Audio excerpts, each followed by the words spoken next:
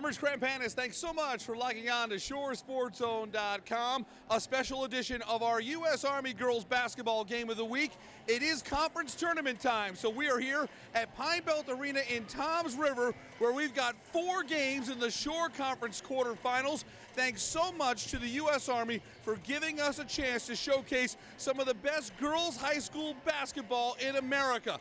And believe me, the Shore Conference brings a high level of play. We're going to get things started with the first of 4 games. The Manasquan Lady Warriors starting the festivities as they battled Middletown South. That starts our extended coverage.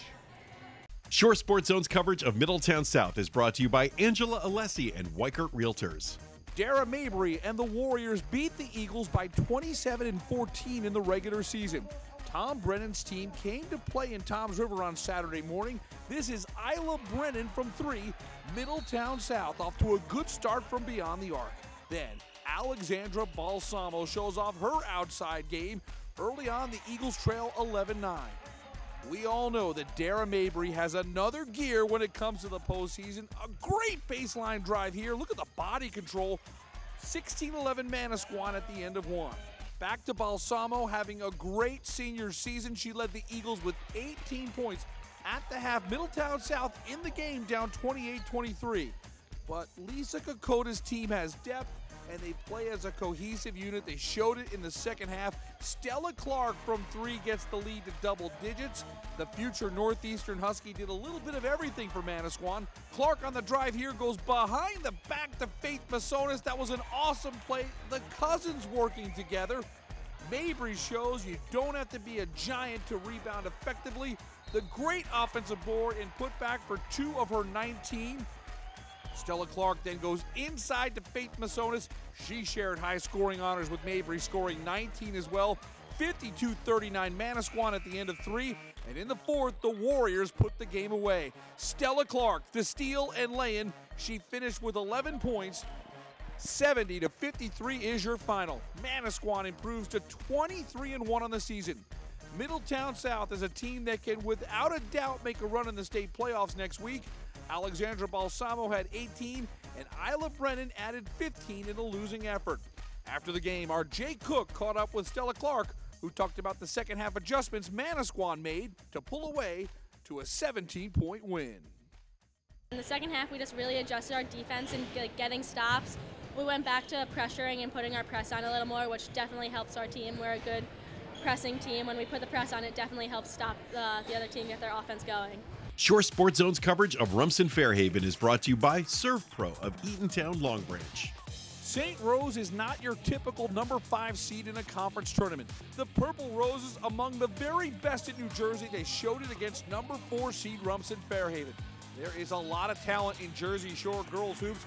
Michaela Markham might be one of the most underrated players in the state. She hits the short J in the paint. Then Markham on the inbounds finds Jen Laurel. The Purple Roses off to a 10-0 start. Rumson got an unbelievable game from junior Tori Hyduk. She goes high off the glass for 2 to spark a first quarter scoring binge. Here's Hyduk in traffic. Look at this great scoop for the score. RFH scored 14 in the first quarter. They all came from Tori Hyduk. Wow, she was on fire. Here, the three-pointer, Tori Hyduk was sensational in this game. One more awesome highlight from Tori. Check out this basket and foul. Hyduk led all scorers with 27 points. RFH would draw even at 20 in the second, but the Purple Roses put together a strong close to the half. Markham had 12 of her 18 points in the first 2 quarters. And then Elizabeth Marsicano. She's a great presence in the paint. She's added the 3-point shot to her arsenal. At the half, Purple Roses up 14, 39-25. Second half, another D1 player in the St. Rose talent pool. This is Ellen Stoll from 3.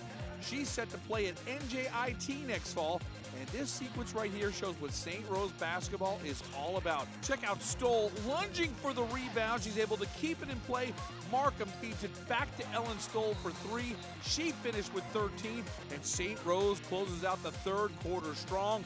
This is Alex Pendergrass with a nice tip in. 39-25 Purple Roses with 8 minutes to go. RFH would get as close as 9, but the outcome never in doubt. Manasquan leads the way with 20 points as St. Rose moves on to the Shore Conference semifinals. 74-60 is your final. St. Rose gets a rematch with Manasquan in the Shore Conference semis. The Purple Roses and Warriors played in the regular season finale, with Manasquan winning in OT thanks to a Dara Mabry buzzer beater to force overtime. That game set for Monday night at 7:45 p.m. After the game, our Jay Cook caught up with Elizabeth Manasquan, who talked about her increased confidence when it comes to outside shooting. Starting St. Rose as a freshman, I never shot a three. I never used to shoot threes, but we're always on the gun. Us girls, we're on the gun at 6 a.m. shooting 500, making 500 threes, and it's really upped our game, my game, and everyone else's game, and it's been a big help for all of us, and that's how we play. So.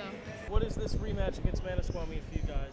I mean, it's gonna be tough. This game's always tough, so we're gonna come out even stronger. We know what we're up against. We know the team, so it's gonna be good and fun game, I guess. Shore Sports Zone's coverage of Red Bank Catholic is brought to you by Immediate Care Medical Walk-In of Red Bank. Shore Sports Zone's coverage of Toms River North is brought to you by Fly Nyan. The RBC Casey's, the number 2 seed facing 7th seed Toms River North, and the RBC seeding is justified. The story of this game, awesome three-point shooting. Let's put up the three-ball meter. It starts with Katie Rice from beyond the arc. Long list of three-point shooters on this RBC roster. At the top of the list, Josie Larkins, that's 2. How about Rose Caverly? Bang, bang, back-to-back three-pointers, 4 threes and counting, 16-1 RBC early. And do not forget about Haley Moore. She is a sharpshooter, making 5 3-balls for RBC. Katie Rice gets her second triple. She finished with 10 points for the game. And Haley Moore continued the three-point mastery. 7 triples. And how about Haley Moore one more time? 8 3-pointers in the first half for the Casey's. Sensational shooting. RBC was making 2-pointers as well. This is Josie Larkins inside at the half. Casey's dominating with a 38-10 lead. In the second half, Toms River North played much better. Lindsay Cabey hits the 3-ball, but RBC in complete control. So many players contribute to the Casey success, including Tia Montaigne off the nice feed from Maureen Coakley. Haley Moore finished with 4 3-pointers and 14 points as RBC cruises into the semifinals of the Shore Conference Tournament.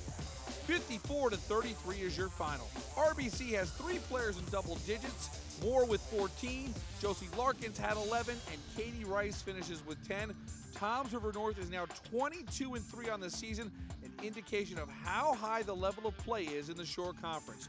After the game, Jay Cook caught up with Haley Moore, who was happy to see RBC break through into the semifinals of the Shore Conference Girls Tournament. Well, we really wanted it really bad this time. I mean, the past 3 years we made it to the quarterfinals and never farther. So, I mean, all of us wanted it just as bad as anyone else. So we came out here wanting it more than the other team, and we knew we could beat them. We just had to come out with the right intensity. Shore Sports Zone's coverage of St. John Vianney is brought to you by Paver Restoration and Bayshore Community Bank. The final game of the Shore Conference Girls Quarters. St. John Vianney, the defending champ, looking for the final spot in the semis. Desiree Allen and Neptune looking to pull off the upset. This game was physical and tight throughout. Early on, this is Kimmy Evans in the lane. Look at this great spin for 2. The Lancers open the game with 7 straight points. Madison Doring has come on strong for Coach Dawn Carpel. Here she hits the corner 3. St. John Vianney with a 12-4 advantage in the first. Desiree Allen showed why she's one of the best players in the Shore. The great left-handed shot here. And Allen using the left hand once again. Look at the athleticism. Count the basket and the foul. At the end of 1, Scarlet Flyers down just 2, 16-14. Second quarter. Kimmy Evans has got awesome footwork. Look at her work in traffic. She gets that foot planted, delivers the hoop and the foul. We're tied at 22. Sarah Carpel stepped up big in this game. She hits the 3. The Lancers go in front by 4, 27-23. SJV closes the first half with a surge. Madison Doring, the steal and the lay-in at the half, 32-25, St. John Vianney in front. John Brown's Scarlet Flyers played the best of the lower seeds. In the third quarter, this is Alexis Bennett from three, 36-33. Neptune's down just 3. And Allen consistently attacked the basket. Desiree coast to coast. This lay-in gets Neptune within 1. But every time Neptune got close, St. John Vianney would get some separation. Evans once again inside at the end of 3, 44-39, Lancers up 5. In the fourth, Brianna Love maneuvers, hits the foul line jumper. This makes it a 46-41 game, but the Lancers put together a 16-4 run. Sajada Bonner from 3, 54-43 St. John Vianney. The Lancers all fired up. Desiree Allen was a force. She's on her way to NJIT to play Division I basketball. They are getting a good one. Allen with 29 points, the high scorer of all the quarterfinal games, but Neptune did not have an answer for Kimmy Evans. The future Seton Hall Pirate once again established herself in the paint, and the Lancers are back in the short conference semis. 65-59 is your final. Evans with 19, and Sarah Carpel added 15. Next up for St. John Vianney, a battle against RBC on Monday night at 6 p.m. The Caseys topped the Lancers in the regular season 54-45. After the game, we talked with Kimmy Evans about a hard-fought win in a game that no doubt had a lot of physicality. Every game so far has been physical, and every game from here on out is going to be physical. So, we're just going to have to play through it. Don't let it get to us. Don't show them our emotions, and really just play through it because we're going to get hit every game.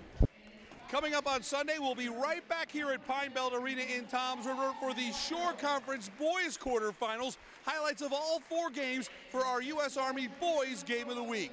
For our team at Shore Sports Zone, I'm Rich Krampanis. Thanks so much for watching, and we'll be with you for the next 3 weeks on the road to the state championship right here on ShoreSportsZone.com.